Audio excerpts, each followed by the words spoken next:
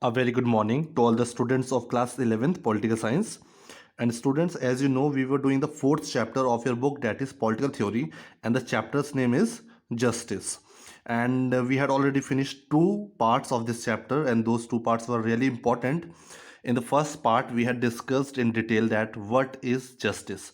Although the name of this chapter in your current NCERT book is social justice, but I had already informed you that according to the new revised syllabus of the CBSE, the name of this chapter is only justice. So we will be only focusing on the word justice, and for that I had taken the first video, that is what is justice, in which I explained that this concept of justice, this is not a new concept which we are studying or we are noticing in the current scenario, in the current politics or society of our country, but this is a very old concept. If we see at the global level, around the world there were different cultures, different groups, different countries, but this concept of justice has been prevalent from the very ancient time. As we had seen and given you few examples of ancient Indian kingdoms where it providing justice to the uh, people or the citizens of their territory was called as the dharma of any king. Then I had given you the example of China, and then we had taken the example of a book, that is the Republic. That book is by Plato, and in that we saw the conversation between Socrates and his two friends, Glucon and one more friend. So they were discussing regarding this topic, justice. So in case we were trying to understand that this concept of justice is not something new which we are studying here, and that is the reason we are taking this topic under this book, that is political theory. We have to understand the complete theory, complete dimensions, and to understand the different meanings and dimensions of this word justice, we had taken the second video in which I had explained various dimensions of justice, and one by one I had explained you in detail. And what were those four or five dimensions? I hope you remember. Those are political dimensions, or the political justice, social justice, economic justice, and legal justice. Same as we had done in equality, there were also dimensions for equality. So this is the reason we are studying this political theory, because here we are trying to understand the complete understanding of this word, all the dimensions of these particular concepts, so that as a student of political science you should have the deep knowledge of these important terms which we are using in our daily life. Okay, so moving forward, in the today's videos we shall be discussing about just distribution. After we have understood what do we mean by justice, we have seen various dimensions of justice, and then coming out from that we will talk about just distribution. It means, okay, according to the laws and policies, we understand that according to the constitution various provisions have been laid down. There will be economic justice, there will be political justice, there will be social justice, there will be legal justice for all the citizens. But those are just laws written in the books. How they have to be implemented, are they being implemented properly or not? Is there just a distribution of all the resources, or we can say the proper equal distribution of all the goods and services amongst the citizens of our country? Is it showing equality, or there are still inequalities in the society if we talk about the distribution of resources or distribution of goods and service among the citizens? So this is the topic for the day where we'll try to understand this, and I have made a small chart for you. This I shall be explaining you at the last part of the video today only. But before that, we'll take the part from your this NCERT book. First of all, I'm just reading it. Just distribution. It is like we can say based on truth. We can say it is based on truth or genuine thing. So just distribution. There are various policies made by the government so that there can be just a distribution.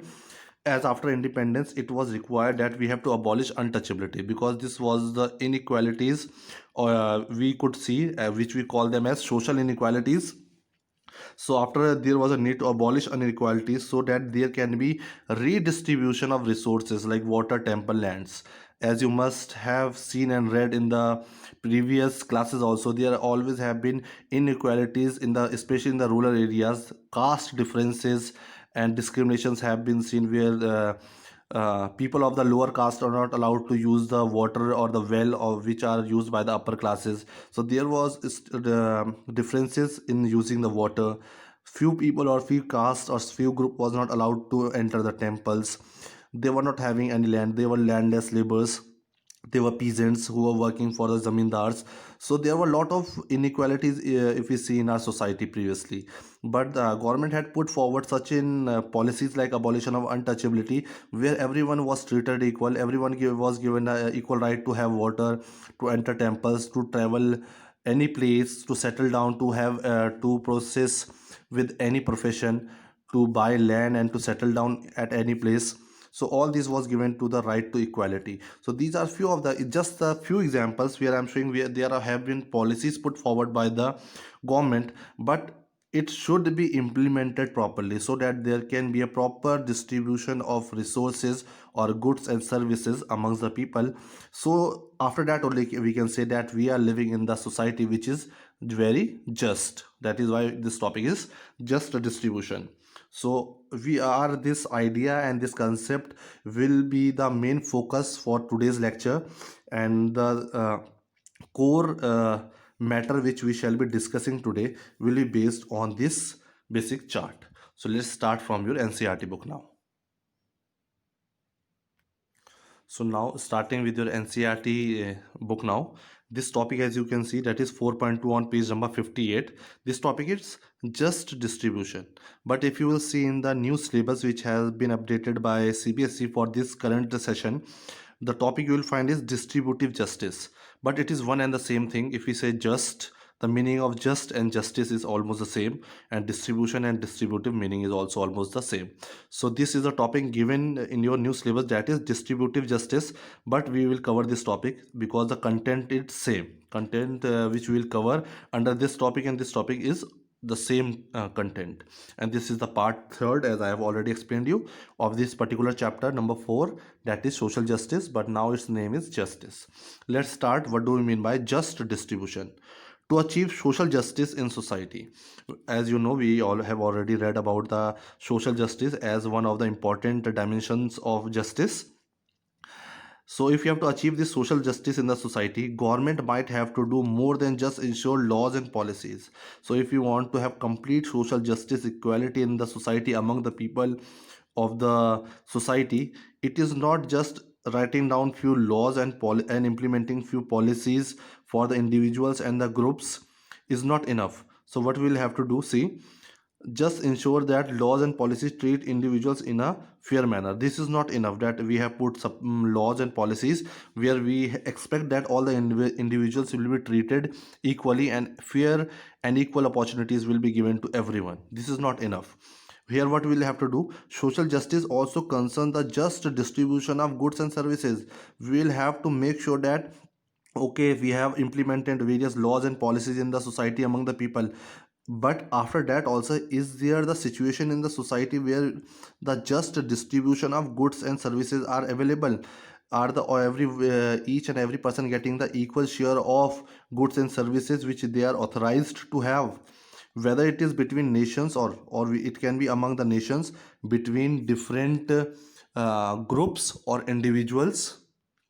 So when we are talking about the just and the equal distribution or the fair distribution of goods and services or the resources which are available, are they being distributed in a just manner, whether between the nations or between different groups or between individuals in a society? So when we are talking of a society, maybe we are talking the distribution of resources between two people or between two groups, between caste, between religions. So but the major focus is, are this distribution very just? So here they are trying to say only implementing various laws and policies is not enough. We also have to look into the matter that after these laws have been implemented, the resources, goods and services, are these goods and services being distributed equally in a fair manner to each and everyone in the society? Is if there are serious economic or social inequalities in a society. As in India, you can see there are a lot of serious economic inequalities. You will see one person is rich, so he is very rich, one is poor, so he is very poor. So this is the criteria. We can see there are a lot of economic differences and inequalities in our society. So if this is a situation in any country, it might become necessary to try and redistribute. So it is very important for our country, for the government, to make such plans and policies and framework where this distribution is done in a proper way. That is, we are using the word, it might become necessary to try and redistribute, as in the chart also I have shown you, redistribution of resources. Because after independence, many plans, policies have been implemented, but with the passage of time, now there is requirement that there should be redistribution of resources in an fair manner. So that is why it's written, it might become necessary to try and redistribute some of the important resources of the society. And what can be those important resources? These are the important resources which are important for living a basic standard life for each and every citizen, like food, clothes, okay, and shelter, the education. These are some of the important resources which should be distributed and redistributed equally among the people, so that we can have a equitarian type of a society which is very just for each and everyone. That is why it's written here, something like a level playing field for citizens. Therefore, within a country, social justice would require not only the people to treat equally in terms of laws and policies of the society, but also they enjoy some basic equality of life conditions. So they are saying that if you want a social justice in any country, in our society, and that only providing basic laws and policies in the society is not enough, that people are treated equally according to the laws and policies, but we also have to make sure that they are being provided and given some facilities where they can have a good life conditions and equal opportunities to grow. This is seen as necessary. This is seen as necessary for each person to be able to pursue his her objective and express himself. So at least in the society, each and everyone should have those resources through which he or she, any male or female, can achieve their aims and objectives in their life and express themselves, or they can show the potential which they have. They can grow themselves, they can develop their personality with the help of various important resources which are required, so that they can get the equal opportunity to move ahead in the society. Okay, in our country, for instance, so now we are taking an example of our country. If we talk about India, and basically this situation is in India, where there are a lot of economic and social inequalities prevalent after the independence. Although there are various policies, plans, laws have been implemented, but still there are inequalities in the society, and which is very clear. You can see around your society, you will find a lot of inequalities in terms of social inequalities, which can we say on based on caste, color, language, profession, rich, poor, gender inequalities. So you'll find a lot of inequalities.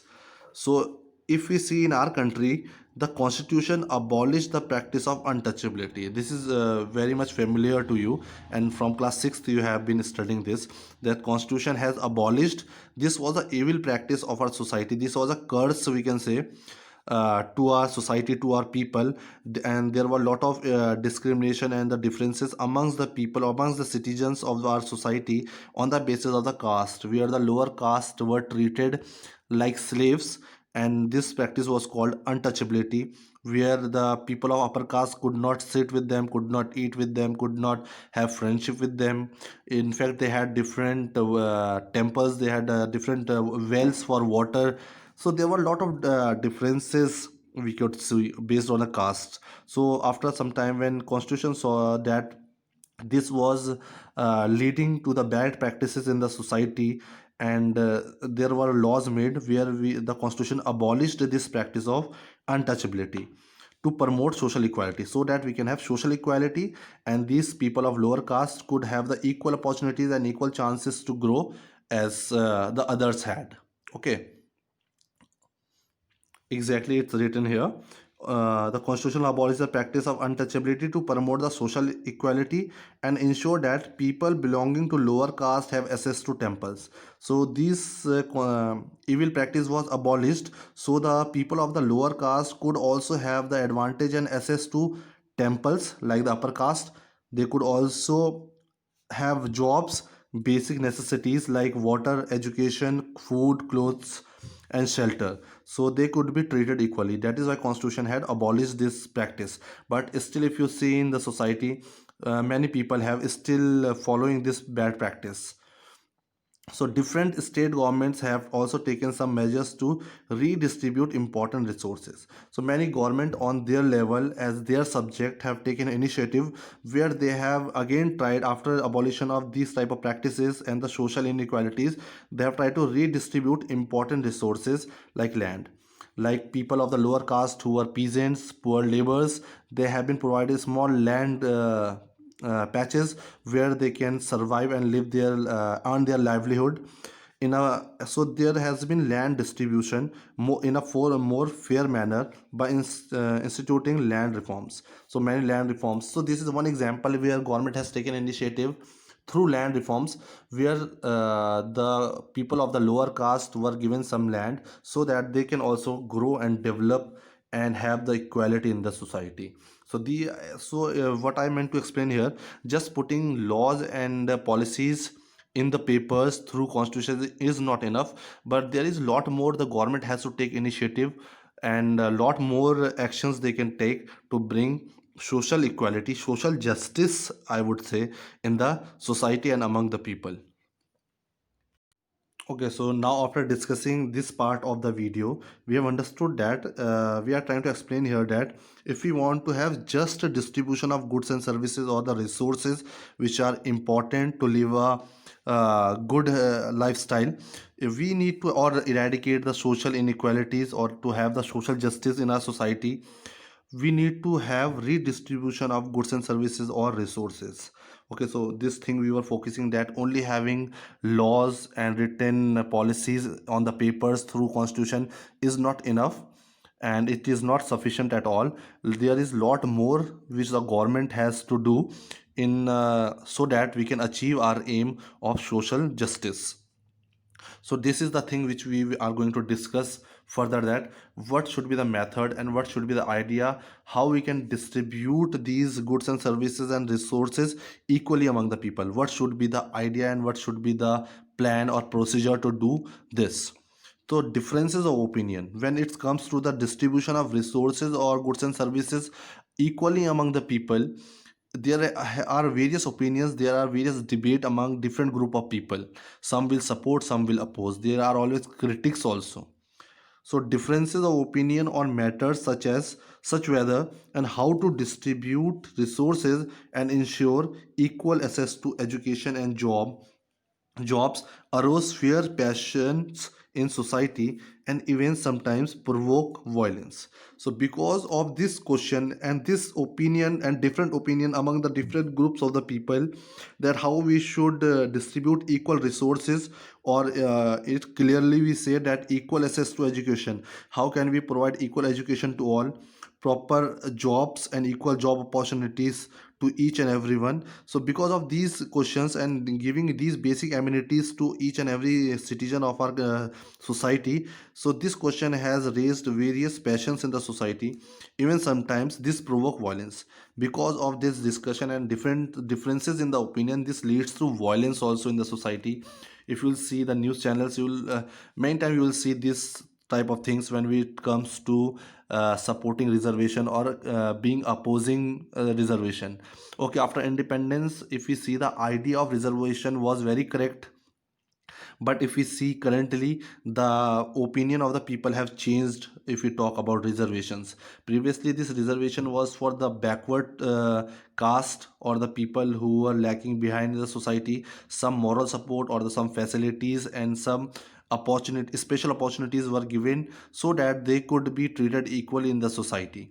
But with the 21st century, things have been changing, so this has become a matter of debate and discussion, which leads to many time violence also. So the important question is, how should we distribute resources equally among the people?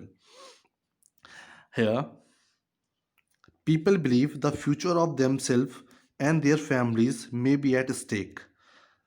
We have only to remind ourselves about the anger and even violence which has sometimes been rose by proposals to reserve seats in education. So they are saying there has been a lot of disturbance and unrest in our society, and there has been a lot of confusions and violence also in our society among various groups of people, maybe relating to various caste, color, languages, or states. So there has been a lot of violence also, proposals and even violence which has something been rose by proposals of just because giving reservation of seats in the field of education institutions. As you know it very well, when you will be passing out, you will be going to universities, there are reserved seats for the SC STs and OBCs, which are giving reservations, so that they were lacking behind. So they have been giving some important facilities, and now people are many people are opposing it. So because of this reservation in the field of education institutions or in the government employments in our country, there are a lot of confusions and different opinions as students of political theory. But as a student of political theory, however, we should be able to calmly examine. We should You should not be of the idea that okay, I support reservation or I oppose reservation. And even I also cannot say that I support reservation or I am a critic of reservation. But as a student of political science, or as we are studying this book political theory, we should look into this matter very calmly. We should understand the complete idea of reservation, complete idea of social justice, why this reservation was put forward, implemented, why still it is going on in the society, is it required, how much percentage it is required. For that we have to do calmly, we have to understand this concept of social justice and reservation and issues involved in the terms of understanding the principles of justice. When we will is under reading this concept of reservation, we will also have to keep in mind this principle of justice. This will make you different, stand different in the crowd when we are talking about, when you will be talking about social justice or about reservation, opposing it or supporting it. You would be a different person because you are a student of political theory and political science. Your point of view should be different as compared to the people who are of the other fields. Maybe everyone will have the opinion, but you should have the opinion. You should think calmly. You should focus on the principle of justice as well. So can schemes to help the disadvantaged be justified in terms of theory of justice? So when we talked about the scheme that this reservation was started to support disadvantaged group or people who are being uh, discriminated or suppressed in the society, those were given those reservation. Is it justified in when we talk about justice, when we talk about equality? So it is justified or not? This is a question to you. In the next section of this chapter, although you will discuss the theory of just distribution, there is a theory. Now we have understood what do we mean by just distribution. Here you should not come to the conclusion that what is wrong or what is right, but as a student of political theory and as you are studying this topic, you should have the complete idea that why we are studying this topic, why reservation was important, why there is different opinions in the current scenario if we talk of the society. So on based on all this, there is a theory which is based on this just distribution, which have been put forward by the well-known political philosopher. There is a well-known political philosopher. He had put forward as theory based on the just distribution of resources or goods and services. His name is John Rawls. But I would like to remind you here this topic, John Rawls' theory of justice. I hope that we should have done it. It would have been better for you, for your better understanding of the concept. But this has been removed from your syllabus for this year. So this we are not going to study this year. So I'm cutting down this topic. And but I hope you have understood at least till here that what do we understand by just distribution and what should be the idea of a student of political theory if we talk about just distribution, or if I talk about social justice or eradicating social or economic inequalities from our society. So there should be some ideas, there should be some views, point if I talk about political science students. Okay, so with this we come to the end of this topic, that is just distribution. Now I would like to show you the chart which I had made. Now you can see when we talk about just equal distribution of resources, or we can say goods and services. So basically we are talking about the redistribution, because after independence there was various plans and policies put forward, but with passage of time we saw there were a lot of inequality, social inequalities coming up and differences coming up in the society, and it was required to tackle these problems, as this could be a great problem in our future as well. So to maintain the brotherhood and the unity among the people of India, it was important to bring out such policies. For example, we have taken two here: abolish untouchability and right to equality. Okay, these were just the policies on paper according to the constitution. But this is not sufficient, if I say. Just to have laws and policies in place in the constitution, this is not sufficient. We need more efforts of government. So from the government point of view and from the government side, we need to have more efforts, and these efforts can be through redistribution of resources. Based on these policies, we can have the redistribution of resources, where every citizen is given equal chance and equal opportunities to get the basic necessities to live a healthy life, like water, food, shelter, land, moving to temples or marketplaces, or education, we can add here. Okay, education, health. So these are some of the important, basic important needs of each and every citizen of our country. And since our country is a democratic country, we follow democracy in our country, everyone should have the equal access and benefit of these important resources. So with the help of these policies, a government should frame these policies and implement these policies in such a way where we can have redistribution of resources, which is based on equality for each and every person, every citizen of our country, irrespective of their caste, color, language. Okay, so with this, if this function works properly, of course we can have a society, or we can say a just society, or equitarian type of society. Okay, so with this I come to the end of this particular topic, and further we'll move in the next chapter or next topic or the next video. Till then, thank you, take care.